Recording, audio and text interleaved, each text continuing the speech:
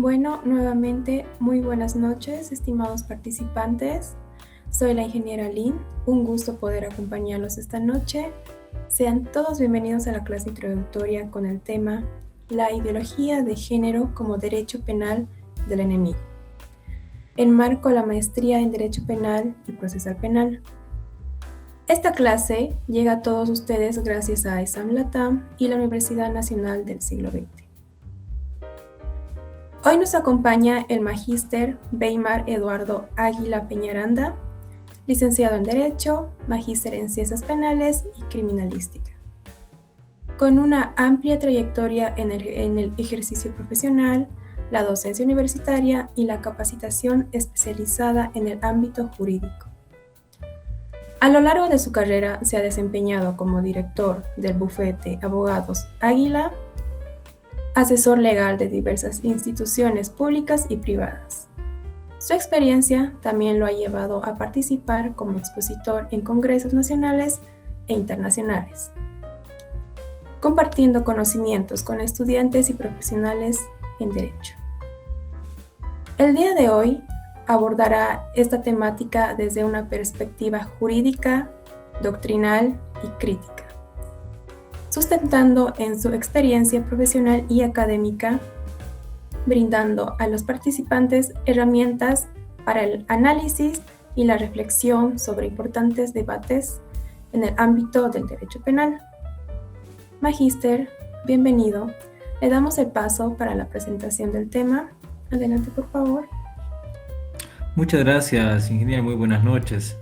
Gracias nuevamente por la invitación. Es un verdadero placer estar nuevamente con ustedes en este nuevo evento, ¿no?, que se está realizando. Y bueno, también un saludo cordial a los colegas que están con nosotros dentro de esta plataforma, ¿no? Bien, paso a compartir pantalla, ¿verdad? Estoy habilitado. Sí, me parece que sí. Ok.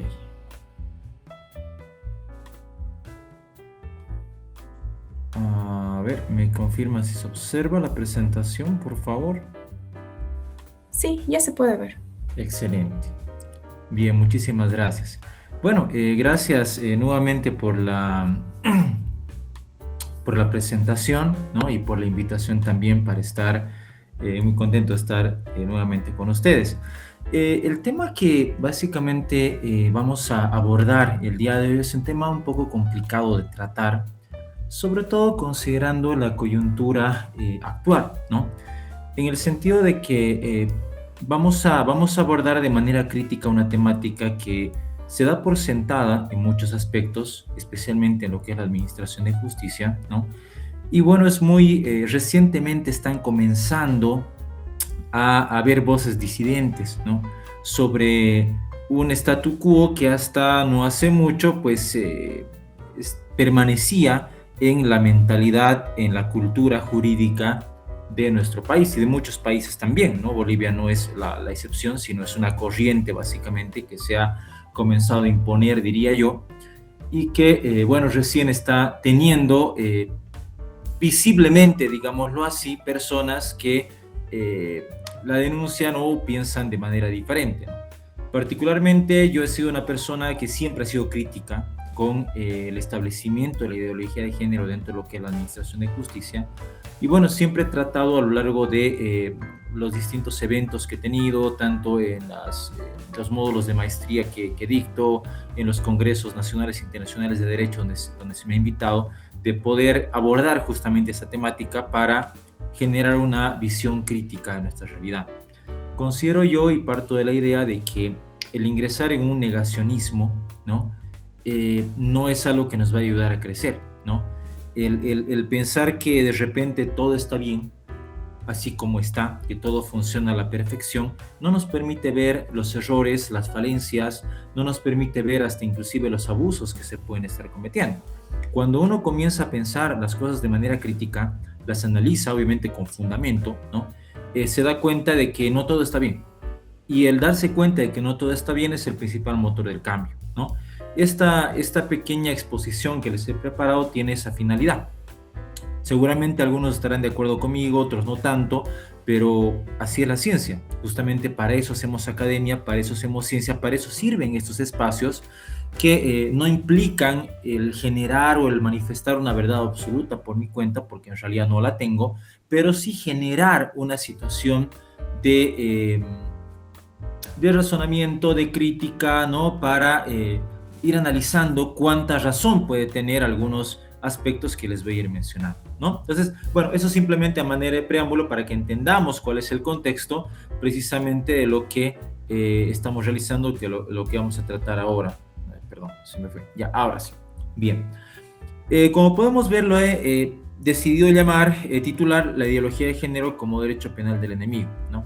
Y aquí ya nos da una idea, ¿no? Hablamos de lo que es ideología, hablamos de lo que es el género y vamos a hablar de lo que es el derecho penal en su estado normal, entre comillas, y lo que es el derecho penal en su estado de atacar o identificar un enemigo, ¿no? Vamos a abordar entonces, como vemos en pantalla, 5 aspectos puntuales. El número 1 se refiere a la naturaleza jurídica del derecho penal. ¿Para qué sirve el derecho penal? Y nos puede parecer obvio decir, pero bueno, somos abogados o estudiantes de derecho, qué sé yo, sabemos para qué sirve el derecho penal. Pero por muy obvio que nos pueda parecer esto, cuando lo analizamos a la luz de esas corrientes que se han ido generando, implantando en la administración de justicia, vemos que hay un cambio, una desnaturalización de la esencia del derecho penal. Y es por eso que es importante recobrar la esencia primigenia, recordar la concepción, la naturaleza jurídica del derecho penal, para entender cómo este derecho penal ha ido transformándose de manera negativa, diría yo, ¿no? Por otra parte, vamos a abordar también lo que es el derecho penal de autor, el derecho penal de acto y el derecho penal de acto extendido, ¿no? Que son 3 conceptos que nos sitúan en cómo analizar la comisión de un hecho que naturalmente va a tener la calificación posteriormente de delito.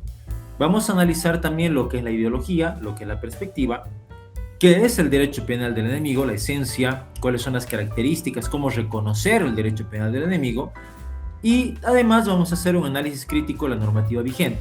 Aquí les voy a invitar con 3 casos para no ser demasiado extenso en realidad, porque no es la idea naturalmente de este pequeño evento. Vamos a analizar 3 casos puntuales que encontramos en el cambio normativo plasmado por la ley 348 y además por toda la corriente del control de convencionalidad. Hablamos de los comités que se dedican a regular o emitir recomendaciones al amparo de lo que es el convenio Belén do Pará y demás, y a dónde nos ha llevado, ¿no? A qué tipo de interpretaciones nos ha llevado esa corriente, ¿no? A ver, comencemos entonces analizando lo que es la naturaleza jurídica del derecho penal del enemigo, ¿no?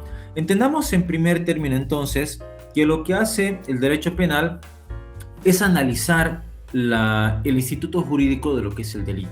Sabemos por definición, bueno, Edmundo Mesger no lo heredó, y sabemos que el delito es toda acción u omisión típica, antijurídica y culpable, ¿no? Y uno puede decir, sí, es bastante básico el concepto, puede ser, pero cuando hablamos de una acción u omisión nos referimos a un comportamiento voluntario, naturalmente, que realiza la persona. Ese comportamiento es actuar voluntario, entendiendo la acción o la omisión como todo comportamiento social y jurídicamente relevante que depende de la voluntad humana. Entendemos que la persona, para atribuírsele es realizar una acción o una omisión, debemos entender que tiene un comportamiento que es volitivo, ¿no? Despliega la voluntad hacia una finalidad. Cuando esta voluntad no existe, nos encontramos ante la faz negativa, lo que se llama la ausencia de acción, ¿es cierto? La fuerza física irresistible, actos o movimientos reflejos, estados de inconsciencia absoluta y el caso fortuito, ¿no? Entonces, en primera instancia es analizar ¿cómo diríamos? La manifestación de la voluntad del sujeto. ¿Cuál fue el actuar concreto de esa persona? Porque sobre ese actuar específico de lo que esa persona hizo o dejó de hacer, es sobre lo cual va a recaer el análisis sobre la tipicidad, la adecuación de ese hecho, de esa conducta, a un determinado tipo penal. En este caso vamos a abordar la adecuación de la conducta de la persona a un tipo penal que esté dentro de aquellos que han sido creados o modificados por la ley 348, ¿no? Cuando encontramos un encuadre, una adecuación entre esa conducta y lo que nos dice la prohibición normativa, el supuesto de hecho, pues ahí encontramos el juicio de tipicidad, ¿verdad? Ahora, esa conducta también sabemos que debe ser antijurídica, en el sentido de que debe ir en contra del ordenamiento jurídico, debe ser contraria a la ley, es un juicio de reproche, ¿no? Juicio de desvalor más bien, perdón, un juicio de desvalor que recae sobre la conducta por ser esta contraria al ordenamiento jurídico. Entonces entendemos que la conducta debe ser contraria a la norma. El hecho de que la conducta sea típica, sabemos, bajo la función indiciaria de la tipicidad, que si una conducta de Juan Pérez se ha adecuado a un tipo penal, pues en principio entendemos que la conducta es típica, porque es una conducta que está adecuándose a una prohibición. Pero va a terminar el análisis de la antijuricidad cuando nosotros entendamos de que no existen causas de justificación.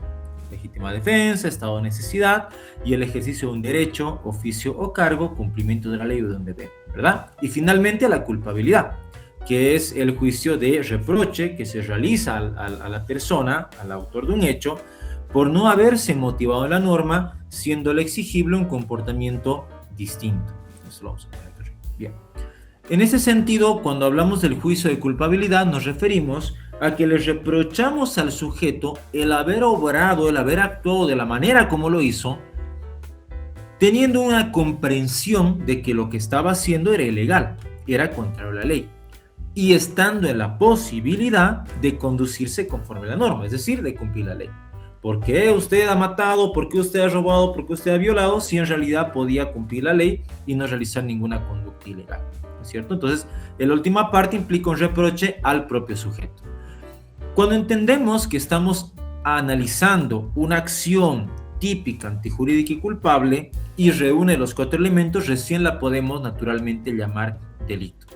Como vemos, el cumplimiento de los elementos del delito no está sujeto a un aspecto selectivo en función, por ejemplo, de la característica personal de la víctima o la característica personal del sujeto. Lo que se analiza acá son comportamientos objetivos, son comportamientos verificables y posteriormente corroborables a través de un proceso penal, ¿no? Ahora bien, bajo estos parámetros, el derecho penal debería obrar y aplicarse de una manera, pero a veces se aplica de otra. Y ahí es donde viene la diferencia entre lo que es el derecho penal de autor y el derecho penal de acto principalmente. Sí, cuando nosotros analizamos de que lo que se analiza es lo que se juzga más bien es una acción o omisión, es una conducta que se adecuó a una prohibición, que va en contra de la ley y que su autor le es reprochable por que le era exigible un comportamiento distinto, hablamos de que lo que estamos juzgando es la conducta. Sin embargo, en ocasiones el derecho penal se convierte en un derecho penal de autor. ¿Qué quiere decir esto? Que en todo caso lo que hace este derecho penal es sancionar a la persona no por lo que hizo, no por el actuar, no por la conducta, no por el hecho, sino por quién es, por su condición personal. Y ahí es donde este tipo de derecho penal lo que hace es analizar y valorar de manera negativa las condiciones o características personales del sujeto. ¿Cuáles son esas condiciones o características que puede valorar de manera negativa? El origen étnico, la raza, el credo religioso, la ideología política, su género, entre otras cosas. Son aspectos que en algunos casos no se pueden cambiar, como por ejemplo el origen étnico, como por ejemplo el género, y en otros casos podrían cambiarse, pero no deberían formar parte del reproche penal. Porque si analizamos que el delito es una acción típica, antijurídica y culpable, en ningún punto de eso ingresan las características personales, las creencias, no están bajo la lupa del derecho penal. Lo que está bajo la lupa del derecho penal es el accionar materializado, exteriorizado de la conducta de ese sujeto. Mientras que el derecho penal de acto está establecido como aquel que sanciona a la persona por la acción o omisión realizada, siempre y cuando ésta cumpla con los elementos del delito que los hemos visto hace rato. El reproche penal entonces se centra en el actuar del sujeto, no en quién el sujeto es, ¿no?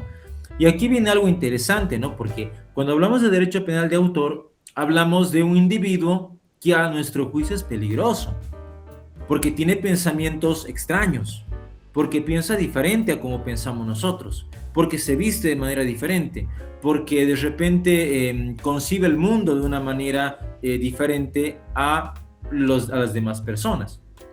Pero todos podemos concebir el mundo de manera diferente, ¿no? Cada uno tiene su forma de proceder, y si el derecho penal estaría sancionando a la persona por su visión del mundo, pues ya no estaría sancionando un acto que la persona pueda cometer contra un bien jurídico, sino estaría censurando, ¿no?, una característica propia y personal de un sujeto que forma parte de sus libertades individuales, ¿no?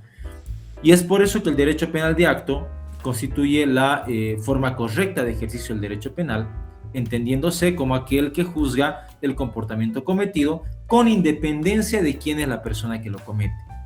Aquí es algo interesante de analizar, que hay un libro que se llama Los juristas del horror. Les recomiendo que lo lean. Si alguien tiene quiere conseguirlo, me avisa, ¿no? Me escribe, se lo puedo pasar en digital. Es un libro que es de un autor alemán, Ingo Müller se llama, y él lo que hace este autor es analizar básicamente Alemania desde el ingreso de Adolfo Hitler al poder hasta el final de la Segunda Guerra Mundial, básicamente. Analiza todo lo que ha pasado durante el Tercer Reich, ¿no? Pero ¿cuál es lo interesante? De que a diferencia de otras concepciones que analizan lo que pasó, el Holocausto, por ejemplo, desde un punto de vista sociológico, cultural, ¿no es cierto?, emocional, psicológico, él lo analiza desde un punto de vista estrictamente jurídico. Entonces, lo que hace este autor es tomar la normativa anterior y la de la Alemania nazi y hacer comparaciones. Y él comienza a analizar cómo el ordenamiento jurídico alemán era uno, y posteriormente a la entrada en el poder del régimen nazi cambia diametralmente a otro. Había un derecho penal de acto en Alemania, pero con el ingreso del nazismo se convierte en un derecho penal de autor. Y ahí aparecen las famosas leyes de Nuremberg, por ejemplo. Las leyes de Nuremberg son emitidas, son puestas en vigencia, y entre ellas, por ejemplo, teníamos la famosa ley de protección de la sangre alemana. ¿Qué nos decía esta ley? Decía, el pueblo alemán obviamente por ideología está destinado para mantenerse sobre la faz de la tierra. Es el predestinado, inclusive hasta divinamente, decían, para perpetuar la especie humana. Versus los pueblos inferiores, que eran inferiores en muchos aspectos, eran pueblos degenerados y por lo tanto tendían a desaparecer. Y esos pueblos no podían mezclarse con el pueblo alemán porque iba a producirse una degeneración de la raza, una degeneración de la sangre, una contaminación de la sangre alemana. Y es donde estas leyes de Nuremberg establecen algo bien interesante, ¿no? Sancionaban las uniones matrimoniales entre una persona perteneciente al pueblo alemán, un ario, y otra persona que no lo era. Es decir, no podían casarse, porque si se casaba un ario con alguien que no lo era, se iba a producir una descendencia que lo que iba a hacer es degenerar la sangre alemana. Y por lo tanto eso afectaba la supervivencia del pueblo alemán. Y la sanción entonces estaba en función de la condición personal del sujeto. Si el sujeto tenía un origen étnico distinto al pueblo alemán, al ario, entonces esa condición era la que se estaba sancionando, y por tener esa condición no podía unirse ni tener ningún tipo de relación, ¿no?, con alguien que sí pertenecía a la raza aria, por ejemplo. Entonces vemos que en ese punto analizamos que lo que se sancionaba no eran actos como tal, sino condiciones personales. Inclusive el sujeto ni podía cambiar, porque si el sujeto había nacido en otro lugar diferente, con un origen étnico diferente, pues es algo que no podía modificar a voluntad. Sin embargo, la norma lo sancionaba por ello. Cuando durante la época de la guerra, un ciudadano alemán robaba un pan para subsistir, ¿no?, en medio del conflicto, de la guerra, de la hambruna que se dio en algún punto, pues estaba subsistiendo a alguien perteneciente al pueblo alemán, y por lo tanto estaba permitido ese acto. Sin embargo, si alguien que no era alemán, un judío, por ejemplo, robaba un pan para subsistir porque también moría de hambre, a él sí lo sancionaban, porque ese pan estaba destinado para la sobrevivencia de alguien perteneciente al pueblo alemán, ¿no? Entonces, fíjense cómo un acto que es robar una pieza de pan porque estoy muriendo de hambre y que ingresaría entre una causa de justificación como es el estado de necesidad, ¿no? Era eximente responsabilidad si la persona era aria, pero sancionable y drásticamente si no lo era, porque estaba quitando un pan para que sobreviva alguien que sí pertenecía a la raza alemana, ¿no? A la raza aria, perdón. Entonces ahí vemos una situación muy interesante que nos pone el autor y nos comienza a explicar las modificaciones de la Constitución, las leyes, el decreto de noche y niebla, que lo vamos a ver en algún momento, ¿no? Que hablaba de la posibilidad de realizar deportaciones directas sin siquiera haber un proceso aperturado, ni administrativo ni judicial, ¿no? Entonces, ese tipo de situaciones son las que encontramos permanentemente dentro de la normativa y son pequeños ejemplos de cómo el derecho penal de autor sí ha estado vigente en algún momento, ¿no? Versus el derecho penal de acto, que sería lo correcto, llamamos nosotros. Pero la ideología de género lo que hace es presentarnos una modificación, una variante al derecho penal de acto. Porque obviamente no puede aparecer de buenas a primeras esgrimiendo un derecho penal de autor, porque de plano sería inconstitucional, ¿no es cierto? Y obviamente generaría mucho rechazo. Entonces, ¿qué es lo que hace? Disfrazar la figura. Es decir, no, vamos a juzgar un derecho penal de acto. Hablamos, por ejemplo, del delito de violencia familiar, por poner un pequeño ejemplo, que ha sido creado por la ley 348. Supuestamente, lo que estamos sancionando o procesando o investigando en un hecho de violencia familiar es un hecho específico, en teoría cometido en un lugar X, un día Y, ¿no? Y en un momento Z, ¿no es cierto? Por tal persona en contra de tal persona. Ese es el hecho que llega a constituir un hecho de denuncia y sobre el cual verse el proceso. Pero aquí aparece una variante que se llama el derecho penal de acto extendido. Y es lo que Zaffaroni, por ejemplo, nos dice: lo que sanciona en este derecho penal de acto extendido es la conducción de vida del sujeto. ¿Qué quiere decir? Es todo el antecedente de su vida, de la vida que ha tenido hasta ese momento, de cómo se ha desenvuelto, de qué decisiones ha tomado durante el transcurso de su vida, que lo han, entre comillas, llevado o conducido al momento del hecho para la producción de ese resultado. Es decir, que toda la conducción de vida, las decisiones que ese individuo ha tomado, lo han llevado finalmente a cometer el delito y producir ese resultado. ¿Y por qué decimos que estamos en un derecho penal de acto extendido? Porque cuando el legislador nos dice, ¿no? Y la jurisprudencia también lo remarca, para que se configure un delito de violencia familiar, no estamos hablando de un hecho aislado, porque un solo hecho no configura violencia familiar. La jurisprudencia nos dice que tiene que haber una violencia sistemática en el transcurso del tiempo.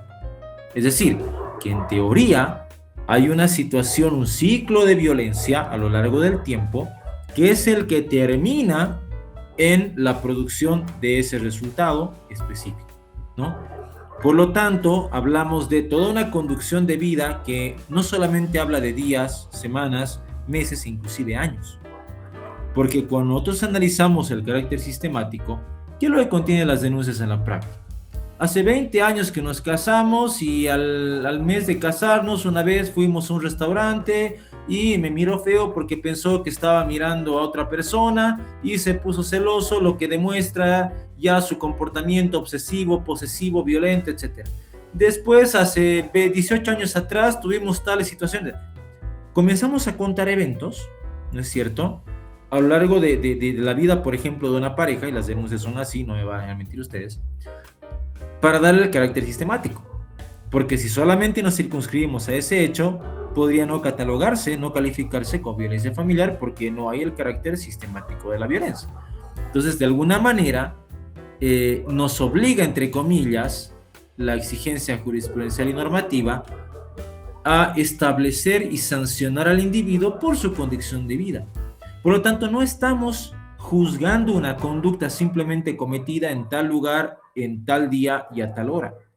Estamos sancionando toda una serie de decisiones que el individuo ha tomado hace meses o años anteriores a este hecho, que son los que sistemáticamente le han llevado a este punto en el cual la víctima presenta su denuncia. Entonces aquí cabe preguntarse cuál es el acto entonces que estamos sancionando. Pues estamos sancionando este hecho puntual que ha sido denunciado, o lo que estamos sancionando son todas las decisiones que ha tomado la persona en los últimos 50 años de vida, ¿no? Entonces ahí es donde viene el derecho penal de acto extendido. Entonces aquí no se está sancionando el acto, se siguen sancionando la conducción de vida, las condiciones y decisiones personales que el individuo ha tomado, que inclusive son ajenas al hecho como tal, y hasta pueden ni ser ilegales, pero sin embargo forman parte de todo ese bloque de violencia sistemática que se llama así, ¿no es cierto?, para configurar el delito de violencia familiar.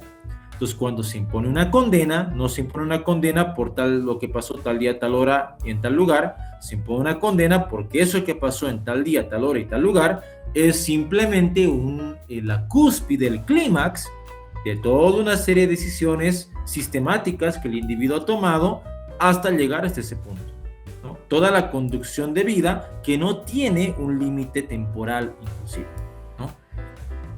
En ese sentido, se vuelve cada vez más difícil identificar ante qué tipo de delito nos encontramos. Porque si abordamos, por ejemplo, la clasificación de los delitos en función del momento en que han sido cometidos, tenemos básicamente 3 clasificaciones aceptadas por nuestro país: los delitos instantáneos, los delitos permanentes e instantáneos con efectos permanentes, porque los delitos continuados no están aceptados en nuestra legislación. Los delitos instantáneos sabemos que son aquellos que se consuman al producirse el resultado típico. Yo agarro un cuchillo y apuñalo a una persona, en ese momento se ha producido la lesión, ¿no? O le quito la vida a una persona, en ese momento se ha producido el resultado típico, cuál es la muerte, por lo tanto es un delito instantáneo, que nos permite analizar o computar la prescripción a partir de la medianoche del día en que se cometió el delito. Hablamos de delitos permanentes. Son aquellos que cuya comisión más bien va a permanecer vigente a lo largo del tiempo. Pueden ser minutos, horas, días, semanas, meses o años. Ahí hablamos el ejemplo clásico del secuestro. Las FARC, por ejemplo, en Colombia, secuestran gente y la tienen 10, 20 años secuestrada en medio de la selva. Durante todos esos 10 o 20 años entendemos que el delito de secuestro se siguió consumando, ¿no?, desde el momento de la captura hasta el momento que la persona sea liberada, porque el delito permanente se caracteriza por aquel cuya consumación continúa, permanece en el tiempo en función de la voluntad del sujeto activo. Es decir, mientras el sujeto activo quiera mantener a la persona cautiva, vamos a entender que el delito va a seguir cometiéndose, ¿no?, hasta el momento en que la persona sea liberada, momento en el cual al cesar su consumación recién comienza el cómputo de la prescripción a partir de la medianoche del día en que cesó la consumación, ¿no? Artículo 29 o 30 del procedimiento penal. Pero esto quiere decir que para que un delito sea permanente, la condición para entender que la conducta perdura en estado de consumación durante el tiempo está en función específicamente de la decisión del delincuente, la decisión del sujeto activo. Él es quien quiere mantener y puede mantener la conducta de manera indefinida y el sujeto pasivo no puede hacer nada al respecto. Y tenemos los delitos instantáneos con efectos permanentes. Por ejemplo, el caso del avasallamiento. Se ingresa a un predio ocupado por otro, el momento del ingreso se ha producido el delito.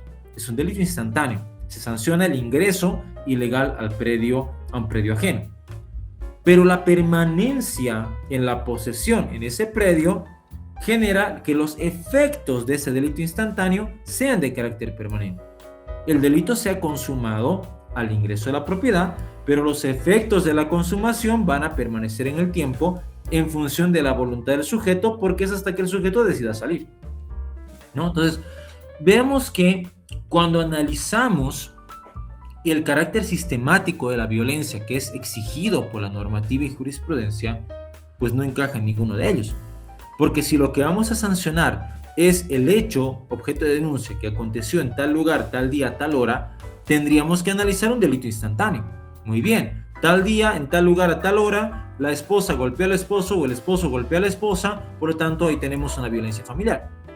Pero no puede catalogarse como violencia familiar si es un hecho aislado, sino tiene que ser un cúmulo de una violencia sistemática en el tiempo. Por lo tanto, no estamos hablando de un delito instantáneo. Ahora, para ser un delito permanente, tendría en todo caso que la permanencia en la consumación estar sujeta exclusivamente a la voluntad del sujeto activo, que un secuestro lo explicaría, porque la víctima está cautiva, amarrada, amordazada, encerrada en un sótano o inclusive hasta inconsciente, ¿no es cierto? Y es por eso que la decisión no tiene la decisión de cesar la consumación del hecho. Mientras que en un caso de violencia familiar esto es totalmente discutible, que pensar de que el sujeto activo sea el único que tiene la capacidad de decidir si el delito sigue consumándose o no, ¿no? Y el instantáneo con efecto permanente, pues tampoco estaríamos ante esa situación, porque al producirse la comisión del hecho, automáticamente ya no hay más situaciones que analizar. Las que se analizan son las anteriores, las precedentes, el ciclo de violencia anterior. Por lo tanto, tampoco estaríamos hablando de un delito instantáneo con efectos permanentes, ¿no? Entonces, veamos de que al intentar forzar básicamente la violencia familiar entendida como una violencia sistemática, estamos desnaturalizando la propia esencia del momento en el cual vamos a entender que la violencia ha sido producida, ¿no? Y más aún cuando tenemos interpretaciones como aquellas que emanan de la CIDH, Campo Algodonero versus México y compañía, donde nos dicen que inclusive la víctima puede no precisar de manera concreta el momento en que se produjo el hecho, pero eso no quiere decir que el hecho no se haya producido. Genera mayor ambigüedad todavía. Ahora, esto nos lleva a analizar entonces por qué está ocurriendo esto. Y está ocurriendo porque hay una ideología y una perspectiva que han sido implantadas sobre la administración de justicia en varios países, y el nuestro no es la excepción. Y esto nos lleva a analizar lo que es la ideología, la conceptualización de lo que es la ideología y lo que es la perspectiva. ¿Qué es una ideología? El diccionario de la RAE nos dice, la Real Academia Española nos dice, es un conjunto de ideas fundamentales que caracteriza el pensamiento de una persona, colectividad o época, de un movimiento cultural, religioso o político. Ideario, credo, doctrina, ideas, principios, creencia, doctrina que a finales del siglo XVIII y principios del XIX tuvo por objeto el estudio de las ideas. Es decir, ¿qué es una ideología entonces? Es un conjunto de ideas que caracteriza el pensamiento de una persona o de un grupo de personas. Puede entenderse como un movimiento cultural también, un movimiento religioso, un movimiento político, que tiene lugar en una época determinada. Eso es una ideología. Y hemos tenido ideologías de diferente tipo, ¿no? Hemos hablado de la ideología, por ejemplo, el comunismo, hablamos del socialismo, hablamos del nacionalsocialismo, ¿no? Y demás, ¿no? En el tema religioso lo propio. Ahora, ¿qué es la perspectiva? Es la apariencia o representación engañosa y falaz de las cosas. Cuando no vemos las cosas como son, sino vemos las cosas de una manera diferente, de una manera engañosa, de una manera incorrecta. También podemos definirla como un punto de vista desde el cual se considera o se analiza un asunto, una óptica, ¿no? Y visión considerada en principio más ajustada a la realidad, que viene favorecida por la observación ya distante, espacial o temporalmente, de cualquier hecho o fenómeno. Entonces vemos que una perspectiva es una forma de ver la realidad, una forma de ver las cosas. Pero no siempre esa forma de ver las cosas nos da una visión real, ¿no?, de lo que está sucediendo, del mundo, porque podemos encontrarnos en ese tipo de situaciones. Y eso es lo que generalmente se hace en el Salar de Uyuni. Si alguno de ustedes ha podido visitar, se habrá dado cuenta de que eso es muy común, el tomarse fotografías en perspectiva, justamente, ¿no? Y aquí hablamos, por ejemplo, de una mujer que aparentemente está empujando un auto que pareciera ser de juguete, pero si nosotros cambiamos la óptica giramos un poco, vamos a ver de que el auto es más grande que ella, naturalmente, solamente que por la distancia pues pareciera lo contrario. En la parte derecha encontramos una persona que aparentemente tenía a la mujer en las manos y soplando la mujer termina volando por los aires. Nuevamente, esto es porque estamos en esta perspectiva. Si cambiamos de perspectiva, giramos un poco, avanzamos unos metros, va a perder totalmente el sentido esta forma de ver la realidad, ¿no? Y hay una frase que es muy interesante del filósofo Bertrand Russell. Él nos dice, el tigre, el león y la pantera son animales inofensivos. En cambio, las gallinas, los gansos y los patos son animales altamente peligrosos, le decía una lombriz a sus hijos, ¿no? Entonces vemos la perspectiva. Es decir, ese tigre, ese león, esa pantera, que en realidad son animales que nosotros consideramos feroces, peligrosos, ¿no es cierto? Para una lombriz no les representa ningún tipo de peligro, son totalmente inofensivos. Mientras que los animales que nosotros consideramos inofensivos, como una gallina, un ganso y un pato, para una lombriz pues son riesgo fatal. Eso nos da a entender cómo funciona la perspectiva, que a veces esta forma de ver las cosas no siempre nos plasma cómo es la realidad en sí, sino cómo quiere alguien que nosotros la veamos. ¿Con qué ojos tenemos que ver esa realidad? Obviamente cada uno de nosotros tiene una perspectiva diferente. Si por ejemplo ahorita analizáramos respecto a la creencia en un ser supremo, cada uno dirá, sí, yo creo que es tal persona, yo creo que es tal otra persona, yo creo que no existe, yo creo que es energía, yo creo que es el sol, qué sé yo, cada uno va a tener su forma de ver esa realidad religiosa, va a tener su punto de vista. En lo político ocurre lo mismo, y en muchos aspectos, pero lo peligroso del tema es cuando la perspectiva, que es una forma de ver las cosas de un grupo de personas, se impone de manera violenta y coercitiva a toda la generalidad, para que todos terminen siendo obligados a ver la realidad no como la quieren ver o como la conciben, sino como esa persona o grupo de personas quiere que nosotros la veamos o la concibamos. Ahí viene la parte peligrosa de la perspectiva, la imposición, la coerción de esa forma de ver aplicada a todos. Y más peligroso aún es cuando esa obligación, esa coerción, se impone en la administración de justicia. Administración que por definición debería ser independiente, debería estar fuera de cualquier tipo de imposición ideológica, religiosa, política, lo que fuera, y termina siendo cautiva, secuestrada de esa forma de pensar, obligando a los operadores de justicia a aplicar una realidad jurídica en base a lo que un determinado grupo está imponiendo, que es básicamente lo que está pasando dentro de nuestra realidad jurídica. Ahora, ¿qué es la perspectiva de género de manera específica? Cuestiona el paradigma construido a partir de un ser humano blanco, nos dice Juan Carlos Huanca Molina, heterosexual, masculino, adulto sin discapacidad, así como los roles y estereotipos asignados a cada sexo. Por ende, dicha perspectiva debe estar presente en todos los procesos judiciales, en el entendido que las autoridades deben eliminar los estereotipos gestados a partir de ese paradigma. Ello supone una deconstrucción, la famosa deconstrucción del derecho fundado en el género masculino, que debe ser asumida por las autoridades en todas las actividades que desarrollan. Pues hasta en los actos o decisiones en las que aparentemente no existen relaciones de subordinación o de desigualdad, puede existir sesgo de género. Por ejemplo, en la descalificación de un testimonio, el mérito que el testigo es homosexual o es trabajador sexual, etc., ¿no?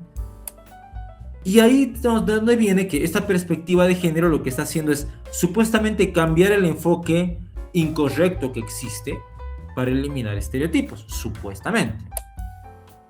Pero en sí, lo que está haciendo es crear un derecho penal del enemigo. Juan Domingo Perón lo decía muy acertadamente: al amigo todo, al enemigo ni justicia, ¿no?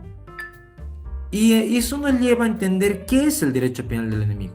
Ese derecho penal del enemigo se atribuye al doctrinario penalista Gunther Jacobs, al alemán, quien lo menciona por primera vez en el Congreso de Penalistas Alemanes que se celebró en Frankfurt en el año 85. Bajo el título, su ponencia era criminalización en el estado previo de la lesión del bien jurídico. No lo voy a decir en alemán porque no lo sé pronunciar, lo dejemos en español. Criminalización en el estado previo de la lesión del bien jurídico. Es decir, que es una anticipación del derecho penal, ¿no? En una definición podríamos concebirlo de la siguiente manera. Este llamado derecho penal del enemigo sería uno que se apartaría de los fines ordinarios del derecho penal, es decir, de la reafirmación del ordenamiento jurídico o de la norma infringida conforme a la ideología de la llamada actualmente prevención positiva, de la prevención especial, rehabilitadora o de reinserción social. Se trataría más bien de una legislación de lucha o de guerra contra el enemigo cuyo fin único sería su exclusión. ¿Qué es lo que hace entonces el Estado? Identifica dentro de su población un enemigo, que es un grupo poblacional, que puede tener características específicas, y a él dirige todo el ataque penal para diferenciarlo, disgregarlo, ¿no?, de los demás, para discriminarlo del resto de la población, pero de manera negativa, porque a esas personas se les va a aplicar determinada ley que no se aplique a las otras, o se va a aplicar sanciones más drásticas o un tratamiento diferenciado negativamente que a otras, que puedan estar en la misma condición. El Estado entonces puede proceder de dos modos con los delincuentes. Puede ver en ellos personas que delinquen, personas que han cometido un error, o individuos a los que hay que impedir mediante coacción que destruyan el ordenamiento jurídico. Ambas perspectivas tienen en determinados ámbitos su lugar legítimo, lo que significa al mismo tiempo que también pueden ser usadas en un lugar equivocado, nos dice Jacobs. Y Ferrajoli nos dice algo interesante. Nos dice, creo que hay que reconocer con absoluta firmeza que hablamos de un oxímoron, es decir, que son dos palabras que van juntas pero son contradictorias entre sí, ¿no? De una contradicción en los términos que representan. De hecho, la negación del derecho penal, la disolución de su papel y de su íntima esencia, dado que la figura del enemigo pertenece a la lógica de la guerra, que es la negación del derecho, porque en la guerra no hay derecho, no se aplica. Mientras que, del mismo modo, el derecho es la negación de la guerra. Por lo tanto, entender un derecho penal del enemigo implica entender un enemigo que hay que destruir en son de guerra, aplicando para ello un derecho penal que más bien está destinado a preservar la paz y a mantener una igualdad entre todos. ¿Cuáles son las características que nos permiten reconocer un derecho penal del enemigo? Número 1, el adelantamiento punitivo. La perspectiva del ordenamiento jurídico penal es prospectiva, es decir, el punto de vista es hacia el futuro. ¿Qué va a hacer esa persona? ¿Cuán peligrosa es esa persona hacia el futuro? ¿Qué conductas negativas podría llegar a cometer en el futuro? En lugar de, como es correcto, analizar hacia el pasado. ¿Qué hizo? ¿Qué hecho cometió? Y eso es el que tenemos que sancionar. Entonces aquí generamos una situación de peligrosidad en el individuo. Si el individuo está en libertad, va a continuar el ciclo de violencia, se va a volver cada vez más rígido, se va a potenciar hasta llegar a la violencia feminicida. Es un hecho, por lo tanto tenemos que cortar el ciclo de violencia porque este individuo es un peligro que va a terminar en una violencia feminicida conforme al violentómetro, que cada institución saca su propio violentómetro, ¿no es cierto? Y que siempre termina en la violencia feminicida. Por lo tanto, la forma de aplicar el derecho es evitar que ese individuo siga cometiendo conductas en el futuro que con seguridad que las va a cometer si lo dejamos en libertad o en impunidad, ¿no? Las penas, segundo, son desproporcionadamente altas, especialmente la anticipación de la barrera de punición no es tenida en cuenta para reducir en la pena amenazada. Y tercero, determinadas garantías procesales son relativizadas o incluso suprimidas. Cuando hablamos del adelantamiento de la punibilidad, hablamos, por ejemplo, del famoso peligro efectivo para la víctima, analizando un antes, durante y después. Es decir, analizamos el comportamiento del individuo también hacia el futuro, en un ánimo de analizar prospectivamente cuán peligroso este individuo es. Segunda situación, la ley 348 ha ido modificando y creando delitos, penas para otro tipo de delitos, que lo vamos a ver en uno de los ejemplos, que son desproporcionadamente altas, especialmente para el individuo que tiene un género masculino, no así para el que tiene género femenino.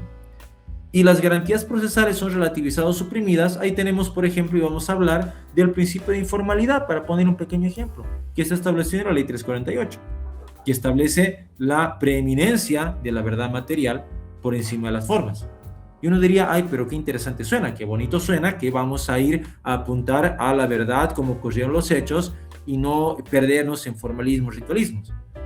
Pero eso implica, al estilo maquiavélico, obtener los elementos a cualquier costo. Porque si ya no nos interesa mantener un margen de legalidad, de legalidad en el origen de la prueba, no nos interesa el buscar la contradicción, el darle a la persona el derecho a la prueba, de confrontar la prueba, de refutarla, ¿no? O de proponer prueba en contrario y demás, pues obviamente estamos basándonos en una situación más inquisitiva que acusatoria, ¿no? En conclusión, decimos entonces que la esencia del derecho penal del enemigo está en que constituye una reacción de combate del ordenamiento jurídico contra individuos especialmente peligrosos, que nada significa ya que de modo paralelo a las medidas de seguridad supone tan solo un procesamiento desapasionado, instrumental, de determinadas fuentes de peligros especialmente significativas. Con este instrumento, entonces, el Estado no habla con los ciudadanos, amenaza a sus enemigos. Y aquí hablamos de la última parte, que es el análisis normativo. Les voy a poner 3 ejemplos puntuales para no extenderme en el tiempo. Número 1. La ley 348 nos habla en el artículo 7 de todos los tipos de violencia, que son creo que 16 si no me falla la memoria. El sexto nos habla de la violencia contra la dignidad, la honra y el nombre. ¿Y qué nos dice textualmente? Es toda expresión verbal o escrita de ofensa, insulto, difamación, calumnia, amenaza u otras, tendenciosa o pública, que desacredita, descalifica, desvaloriza, degrada o afecta el nombre, dignidad, honra y reputación de la mujer. Es decir, que aquí la ley 348 está estableciendo que debemos tener cuidado del tipo de lenguaje que utilizamos para hablar de una mujer. Porque si ese lenguaje es un lenguaje que la va a desacreditar, que la va a descalificar, que la va a desvalorizar de alguna manera, pues constituye violencia contra la dignidad, la honra y el nombre. Esa es la situación. Tenemos que ser muy cuidadosos en el tipo de lenguaje que utilizamos hacia la mujer. Pero paradójicamente, la misma ley 348, que dice que está prohibida las etiquetas, ¿no es cierto?, que se dan hacia la mujer, establece en el artículo 35 las medidas de protección. Y por una parte en el artículo 7 dice, está prohibido etiquetas, expresiones que desacrediten, descalificativos, ¿no es cierto?, adjetivos. Pero en el artículo 35, cuando habla de las medidas de protección, nos enumera las que tenemos: la 1, la 2, la 4, la 6, la 8, la 13, la 15 y la 17. Y en todas ellas nos habla el agresor. Ordenada la salida de su ocupación, restricción al agresor. Prohibir al agresor. Prohibir al agresor enajenar, hipotecar bienes. Prohibir al agresor acercarse a concurrir. Prohibir al agresor comunicarse, intimidar. Suspender temporalmente ¿a quién? Al agresor, ¿no?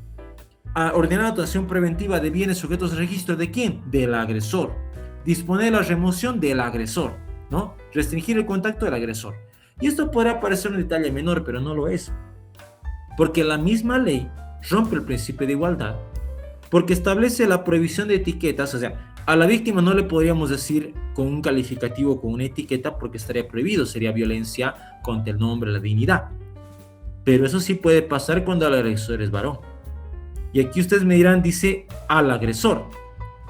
No dice al o la agresora, porque hay algo interesante, ¿no? En toda la legislación boliviana de este último tiempo, tiene mucho cuidado el legislador de colocar la o el diputado, el o la presidenta, ¿no ve? El o la alcalde, el alcalde o la alcaldesa, ¿no? Pone esa dualidad. Pero cuando habla de las medidas de protección, solamente habla hacia el género masculino. Y ustedes me dirán, pero se está está indagando un detalle menor. Eso no es correcto.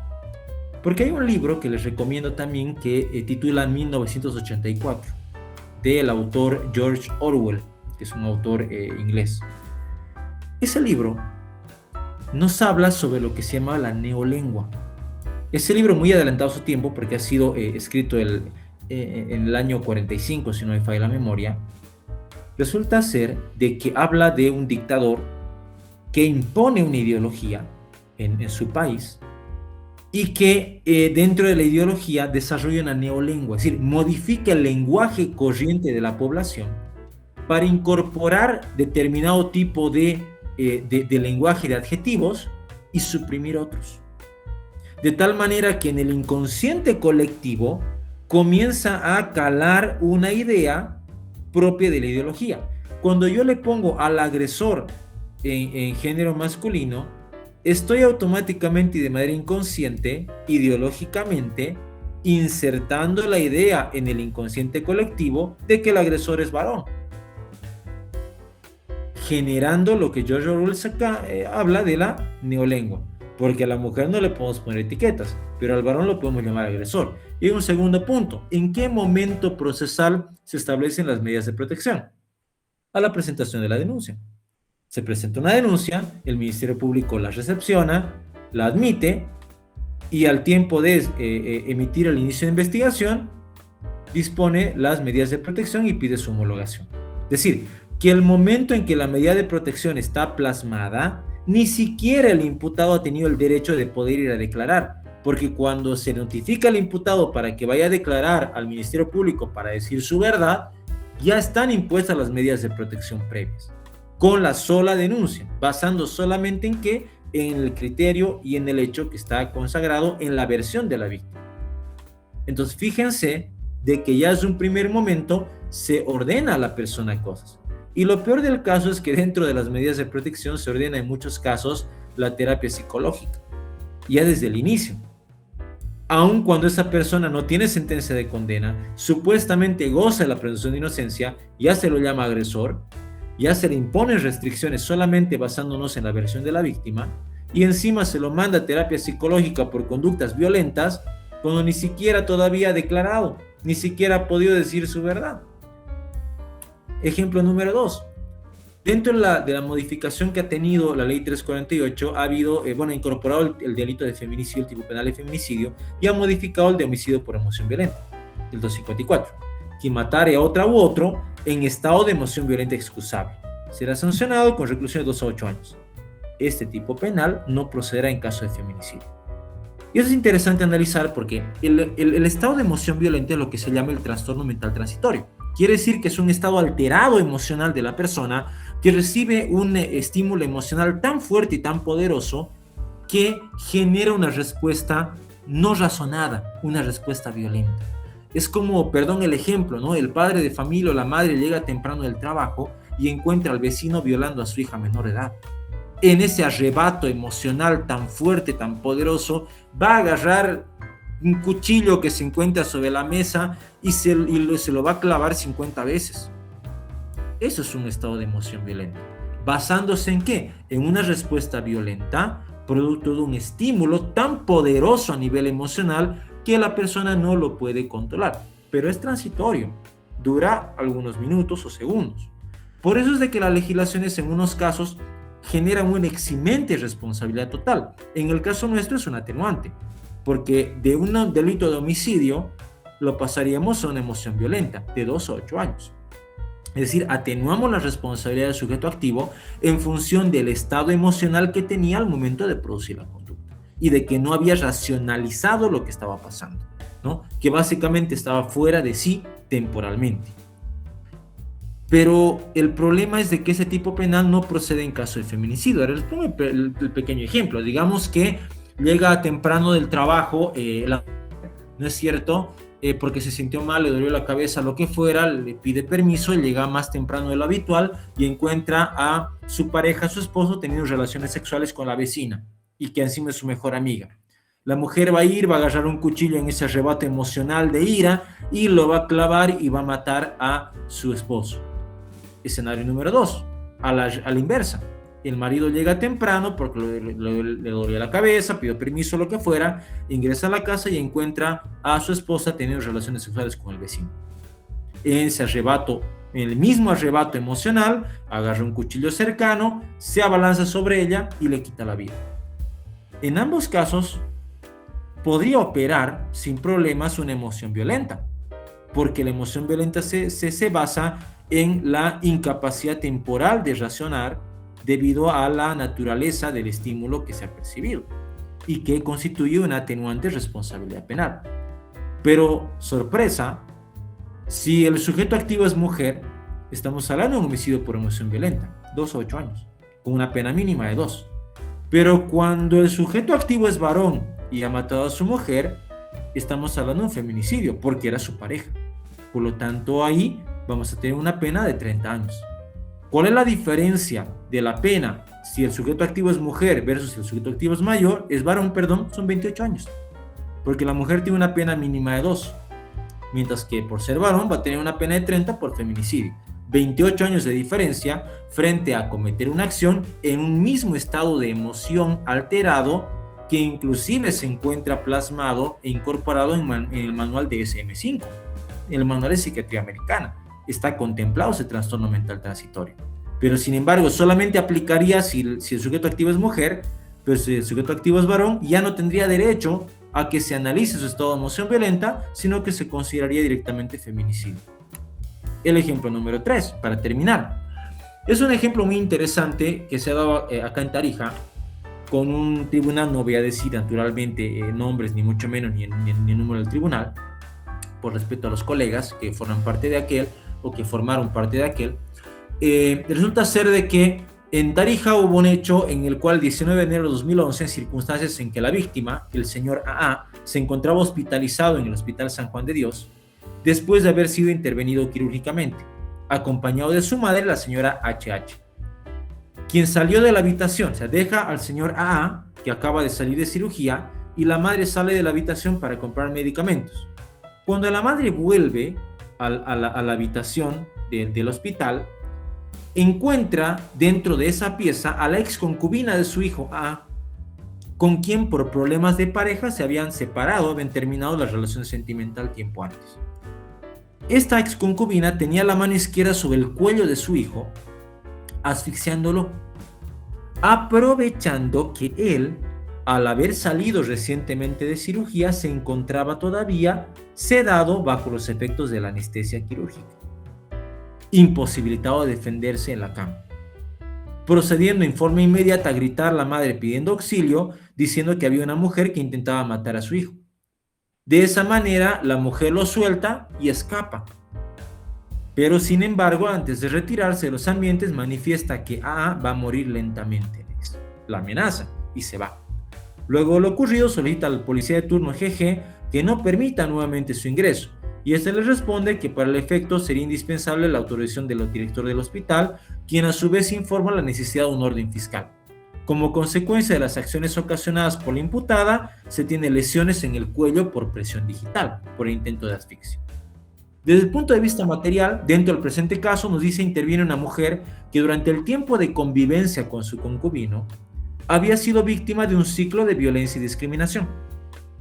Como que para tal efecto se debe analizar si las supuestas acciones delictivas atribuidas por el Ministerio Público considera el estado vulnerable de ella, dentro de los criterios necesarios de medición para la inclusión con perspectiva de género en la pretensión acusatoria. Es decir, aquí lo que se analiza es si ella había sufrido violencia meses o años inclusive antes en algún momento, y eso la convertía en alguien vulnerable por su condición de género.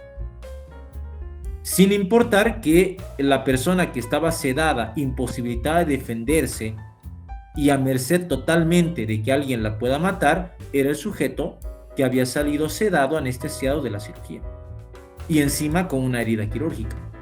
Desde el punto de vista subordinado, la adecuación de la norma interna, como debe interpretarse los presupuestos de validez de la legítima defensa en causas que involucren perspectiva de género, conforme al bloque de constitucionalidad. Si la aplicación desproporcional de la legítima defensa, tradicional, de la legítima defensa, conlleva la violación de derechos fundamentales. ¿Qué quiere decir esto? que el tribunal entendió que la mujer estaba obrando en legítima defensa.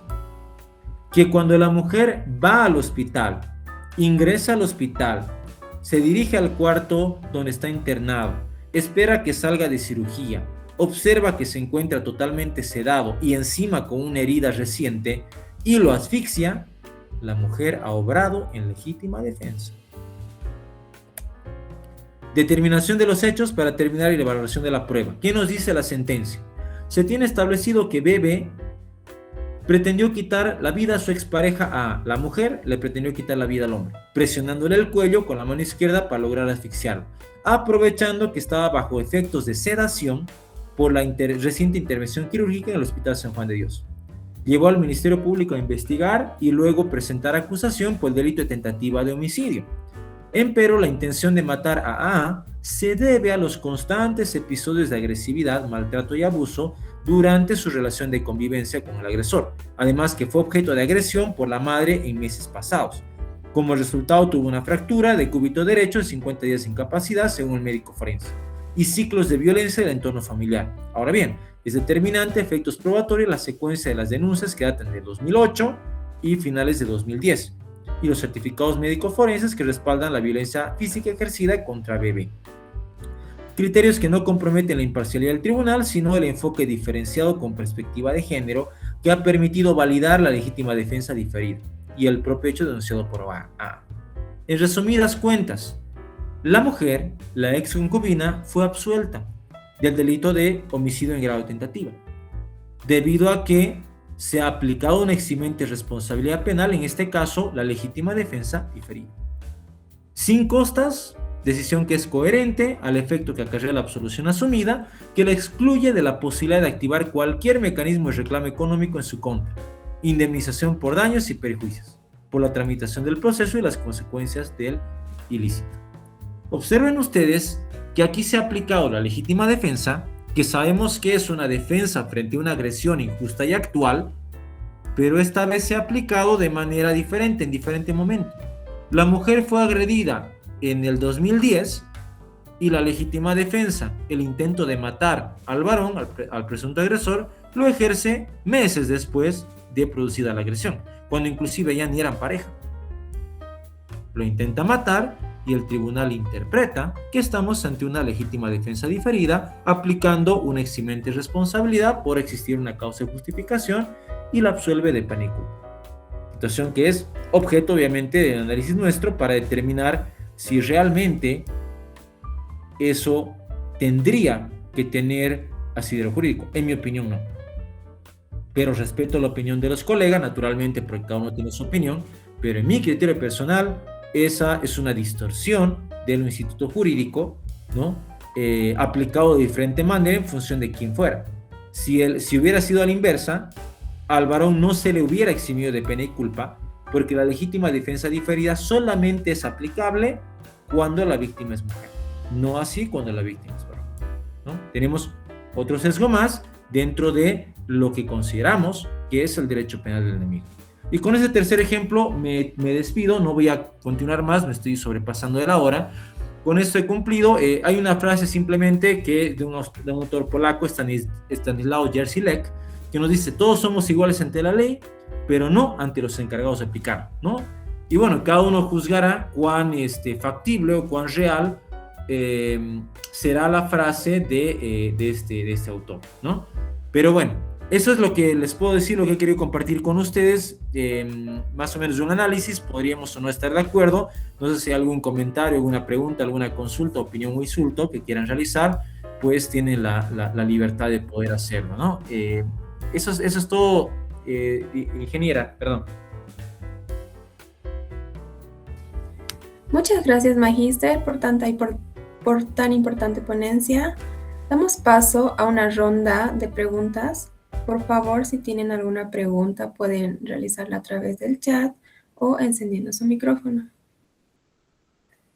Bueno, no habiendo preguntas, en nombre de la Escuela de Negocios ESAM Latam y la Universidad Nacional del Siglo XX, agradecemos la participación del Magíster Weimar Eduardo Águila y de todos los asistentes. Reiteramos nuestro compromiso con la formación continua y la excelencia académica. Muchas gracias por acompañarnos y esperamos encontrarnos nuevamente en nuestros próximos eventos académicos. Gracias. Muchas gracias, ingeniera. Los invito a que continúen en ese ámbito. Es una excelente institución educativa. Gracias. Hasta una siguiente oportunidad. Muy buenas noches. Muy buenas noches. Hasta luego.